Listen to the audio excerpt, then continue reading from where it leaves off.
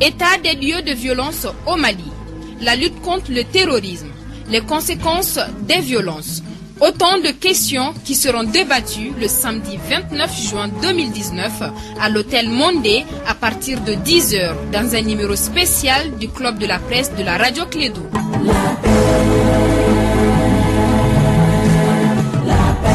Club de la presse de la Radio Clédou, c'est débattre vrai pour construire. La Sotelma Malitel vous donne l'heure. Il est 7h. Le sport, les infos, la musique, l'actualité, le tout amusé et servi à chaud pour vous sur Radio Clédou.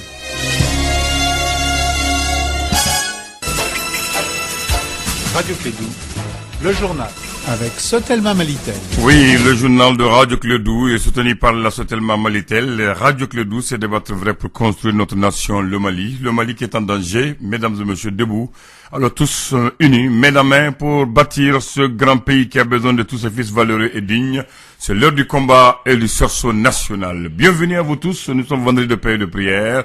Cela nous amène à dire au nom de Dieu, à cause de Dieu et avec Dieu. Ce matin, je suis avec Sekou Kone, celui qui va présenter le journal de Secteur Sekou. Bienvenue, bonne prière à toi. Merci Abdoulaye, bonjour à tous et bienvenue dans cette édition, la première de Clédou Info, dont voici les principaux titres. Pour promouvoir la sécurité alimentaire, l'ambassade des États-Unis au Mali et le ministère de l'Agriculture ont officiellement lancé ce jeudi un partenariat de 5 ans.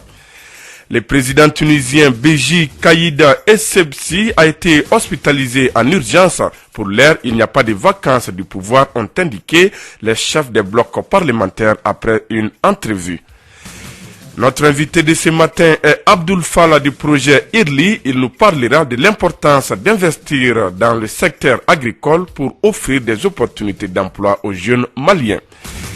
Et puis sport, football, Coupe d'Afrique des Nations, Égypte 2019. Le Mali fera sa deuxième sortie de poule aujourd'hui contre la Tunisie dans le groupe E. On en parlera en fin d'édition. Mesdames et messieurs, c'est tout pour les titres de l'actualité de ce vendredi 28 juin 2019. Le développement dans un instant avec Sekou Kone et Abdoulaye Andan à la mise en onde.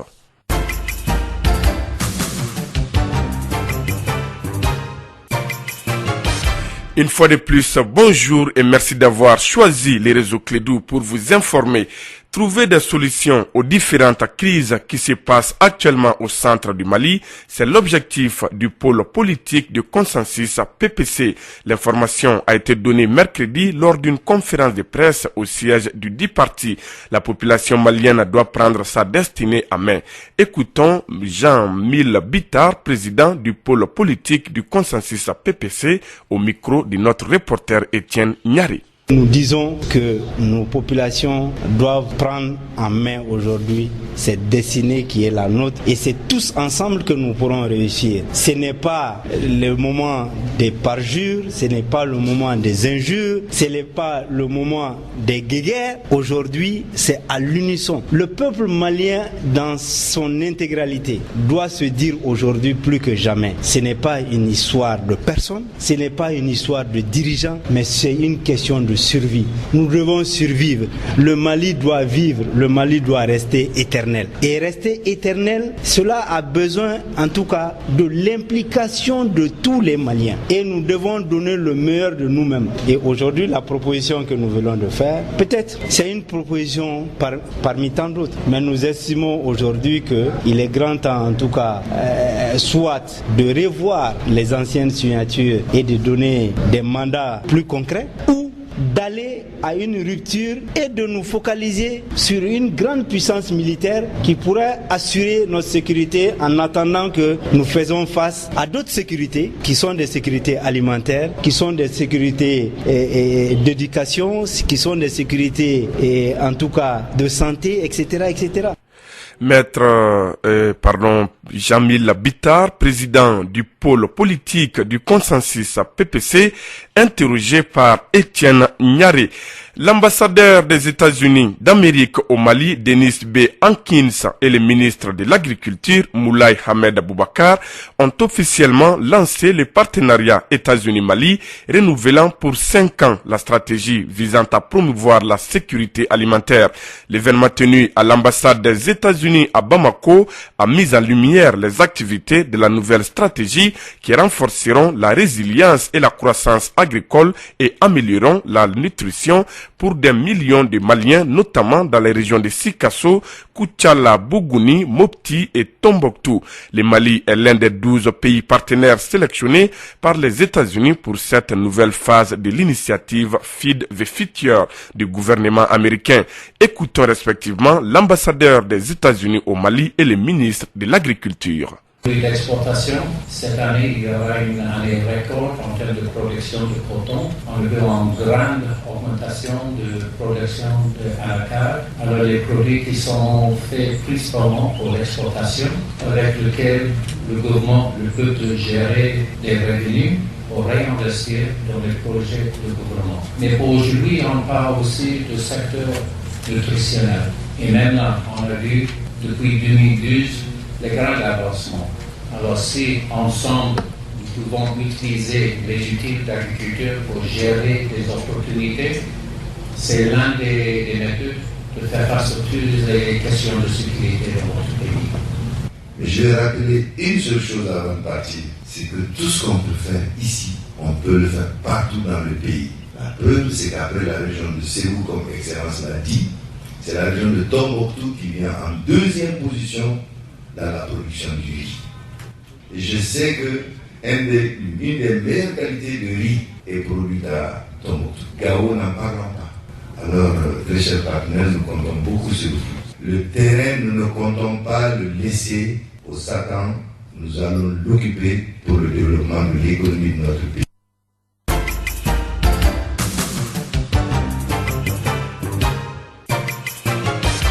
Clédou Info, première édition, un atelier de validation des rapports diagnostiques du système statistique national s'est ouvert hier matin au Centre international de conférences de Bamako CICB, une activité organisée par l'Institut national de la statistique afin de partager le contenu du rapport avec les parties prenantes. Les points avec Fanta Diakité. Les données statistiques étant un outil de planification des projets de développement, il est nécessaire de faire un suivi après quelques années de mise en œuvre du schéma directeur de la statistique. Seydou Traoré, secrétaire général du ministère de l'Aménagement du territoire et de la population. Le schéma directeur de la statistique troisième génération visera entre autres à renforcer les acquis et corriger les insuffisances découlant de la mise en œuvre du schéma couvrant la période 2015-2019. Spécifiquement, il doit contribuer à rendre le système statistique national durablement capable de produire les informations statistiques nécessaires à la formulation, au suivi et à l'évaluation des politiques et stratégies de développement, mais aussi les programmes et projets de développement sectoriels et déconcentrés, surtout en cette période où l'approfondissement de la décentralisation est proposé comme solution à la crise que le pays traverse. Je vous exhorte donc à un examen minutieux du rapport diagnostic dont la pertinence et la justesse des recommandations conditionnent la réussite de l'ensemble du processus. Cet atelier de validation du rapport diagnostic du système statistique national fait suite à une étude menée par une équipe de 4 consultants. Dr Aruna Sougane, directeur général de l'Institut national de la statistique. Donc, ce rapport fait un peu ressortir les progrès réalisés en matière de production statistique, notamment en matière de ressources humaines, en matière de production statistique, en matière de diffusion et même d'analyse des données. Ce rapport aussi fait vraiment remarquer des faiblesses, des points sur lesquels on n'a pas pu avoir des progrès. Et notamment, un des domaines dans lequel on n'a pas du tout fait des progrès, c'est même l'augmentation de la culture statistique. L'idée pour nous, c'est de faire en sorte que toutes les prises de décision soient basées sur les faits quantifiés à travers les données statistiques. Et c'est pour nous aider à réfléchir, pour élaborer un nouveau plan d'action pour les 5 années à venir, afin vraiment de corriger ces faiblesses et renforcer les acquis que nous avons constatés au cours de la mise en œuvre du schéma directeur de la statistique. Ce présent atelier partage le contenu du rapport avec les parties prenantes, examine de façon approfondie les diagnostics faits du système statistique national et enfin formuler des recommandations. La relecture du code domanial au cœur des échanges, un atelier de validation du projet, s'est tenu hier jeudi à Bamako. Il a réuni les acteurs du secteur. Les explications de Arunaba. Cette initiative de réforme du code domanial intervient après les insuffisances relevées dans les textes en vigueur. Cette relecture est inscrite dans le cadre institutionnel par le décret numéro 2016-0177 PM-RM du 25 mars 2016. Elle vise à refonder les rapports sociaux, de mettre la terre au service du développement et appuyer la bonne gouvernance de l'État. De façon spécifique, les objectifs sont énumérés en 4 axes. Contribuer à asseoir la paix sociale et améliorer le développement économique du Mali grâce à la sécurisation des droits de propriété et la gestion des conflits, réformer les cadres institutionnels et améliorer la connaissance du foncier et du territoire national. Mobiliser les ressources intérieures de l'État et appuyer la décentralisation et enfin communiquer sur la réforme et accompagner les changements. De l'indépendance à nos jours, le Mali a connu 2 codes domaniaux et fonciers. Les premiers en 1983 et les seconds en 2000. Après les 2 réformes, des innovations ont été faites, notamment les cadastres de la zone prioritaire du district de Bamako et du cercle de Kati, la mise en place du système d'information foncière à guichet unique du foncier, la régulation foncière à travers les nouvelles identifiants parcellaires national unique, les numéros d'identification national cadastral MINACAD. Toutes ces mesures doivent contribuer à lutter contre toute forme de spéculation foncière.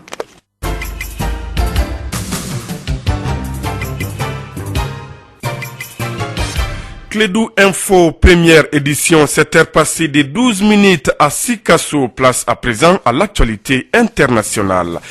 Le président tunisien Béji Caïd Essebsi a été hospitalisé en urgence ce jeudi 27 juin. Son état de santé est jugé stable par son entourage sans que l'on sache exactement de quoi il a souffert ou quel est le diagnostic exact de ses médecins. Et pour l'heure, il n'y a pas de vacances du pouvoir, ont indiqué les chefs des blocs parlementaires après une entrevue. Des attentats suicides ont frappé la ville de Tunis ce jeudi 27 juin, tuant un policier et faisant 8 blessés. La principale artère de la capitale, l'avenue Bourguiba, près de la vieille ville, a d'abord été le théâtre d'un attentat suicide qui visait la police, blessant 2 policiers dont l'un est ensuite décédé des suites de ses blessures. 3 autres civils ont été blessés. Au même moment, 4 autres personnes ont été blessées dans un deuxième attentat contre une caserne de la garde nationale. L'organisation État islamique a revendiqué les actes terroristes jeudi soir via son organe de propagande Amak.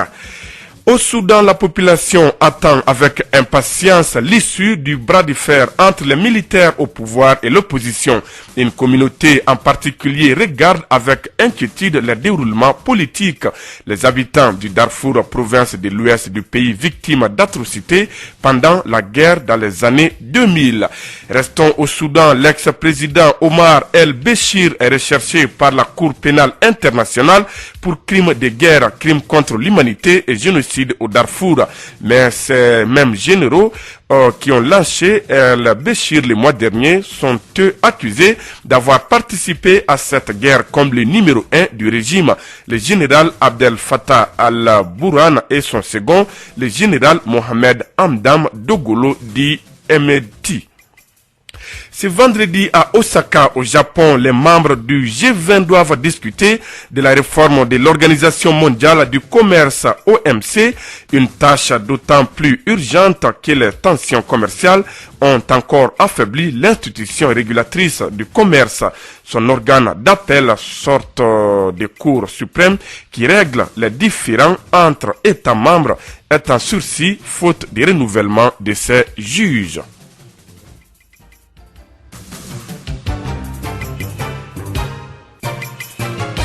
Retour à l'actualité nationale. Cette fois-ci, notre invité de ce matin est Abdoul Fala du projet IRLI. Il nous parle de l'importance d'investir dans le secteur agricole pour offrir des opportunités d'emploi aux jeunes maliens.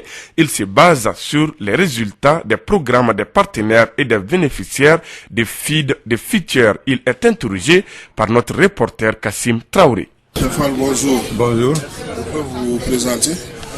Bon, moi je m'appelle Abdou Fall. Je travaille pour l'Institut international de recherche en élevage basé à Nairobi, qui fait des recherches dans le monde pour voir comment utiliser l'élevage pour lutter contre la pauvreté, en apportant des solutions scientifiques et en influençant les politiques pour que l'élevage joue un rôle moteur dans le développement économique de nos pays. Vous êtes dans le lancement, pour le lancement de Feed Future. Est-ce des partenaires pour vous? Nous sommes un partenaire de Feed the Future. Nous avons bénéficié dans la première phase de Feed the Future au Mali les 5 dernières années. Nous avons bénéficié d'un financement à la hauteur de 6,5 millions de dollars pour développer les filières des ruminants dans les régions de Mopti, de Sikasso et de Tombouctou. Nous avons essayé de diffuser à grande échelle les technologies en santé animale pour réduire l'incidence des maladies animales sur la productivité, des technologies en alimentation animale comme les cultures fourragères. On a introduit beaucoup d'essences fourragères comme le bracaria dans la région de Sikasso, les cultures fourragères à double fin, le niébé à double fin, l'arachide, etc. pour augmenter le disponible alimentaire et réduire le déficit alimentaire en saison sèche pour augmenter la productivité. Nous avons aussi, au cours de ces 4 dernières années, développé l'entrepreneuriat en élevage autour de l'embouche, autour de la fabrication d'aliments de bétail et pour booster la chaîne de valeur aliments de bétail au Mali, qui est un secteur qui a un grand potentiel de développement. Vous intervenez directement ou vous avez des partenaires locaux? Nous faisons les deux. Nous avons des partenaires qui mettent en œuvre, comme des grandes ONG, comme Ahmed dans la région de Sikasso, comme SNV, comme CRS dans la région de Mopti, qui nous accompagnent, qui nous aident à mettre en œuvre. Nous, il y a des interventions aussi que nous menons directement avec notre équipe de projet. On voit que vous êtes en train de mettre en exergue le bracaria. Est-ce qu'il y a une alternative aujourd'hui par rapport aux animaux? Le bracaria n'est pas nouvelle au Mali, mais nous avons essayé, elle a été introduite, mais n'a pas eu beaucoup de succès. Nous l'avons réintroduit en amenant des cultivars beaucoup plus améliorés. Et nous avons mis en place un système semencier autonome. Et on a observé un grand succès de bracaria dans la région de Sikasso, qui se manifeste par une très grande force de demande en semences. Cette plante permet de produire 15 tonnes de matière sèche à l'hectare en moyenne, qui permet de nourrir les animaux en saison sèche, mais surtout c'est du fourrage de très bonne qualité qui permet d'emboucher les animaux. Et les éleveurs qui adoptent cette plante, non seulement ont réduit les coûts de leur opération d'embouche, qui devient beaucoup plus rentable, mais aussi ils se sont rendus compte que cette plante fourragère est très importante pour la production laitière. Donc ils font beaucoup de bénéfices et de profits à travers la production de fourrage. Et aujourd'hui, il y a un important changement de comportement et d'attitude. Cultiver de l'herbe pour nourrir les animaux est devenu une habitude, une réalité dans la région de Sikasso. Et quelles seront vos perspectives? Feed the Future va continuer. Le Mali fait partie des 12 pays retenus pour bénéficier du financement Feed the Future dans les 5 prochaines années. Nous avons contribué à la première phase. Nous espérons pouvoir apporter notre petite contribution à la réalisation des objectifs de sécurité alimentaire et nutritionnelle au Mali à travers les filières d'élevage et à travers les innovations que notre institution peut mettre à la disposition du Mali. Merci beaucoup, M. Fall. Merci. Abdou Fall, l'invité de ce journal au micro de notre reporter Kassim Traoré. Un mot de sport avant de nous séparer. Coupe d'Afrique des Nations de football Égypte 2019. Le Mali affronte la Tunisie aujourd'hui dans le groupe E à l'occasion de la deuxième journée. Vainqueur de la Mauritanie 4-1 en première journée, les Aigles ambitionnent de s'imposer face aux Tunisiens pour assurer leur qualification en huitième de finale de cette deuxième journée. Le coup d'envoi de la rencontre est prévu à 14h30 temps universel au stade stade de Suez. À suivre toute l'actualité de la Coupe d'Afrique des Nations, Égypte 2019 à partir de 7h50 dans notre journal des sports. C'est sur cette note sportive que se referme cette édition. La première des Clés du Info, présentation Sekou Kone, la mise en onde est l'affaire de Abdoulaye Andandité. Merci à vous de l'avoir suivi. Restez branchés sur Radio Clédou. Tout de suite, votre chronique du jour élect avec Bakary Sissé. Radio Clédou, le journal avec Sotelma Malitel. Fulad Boukele, Kébere Saba.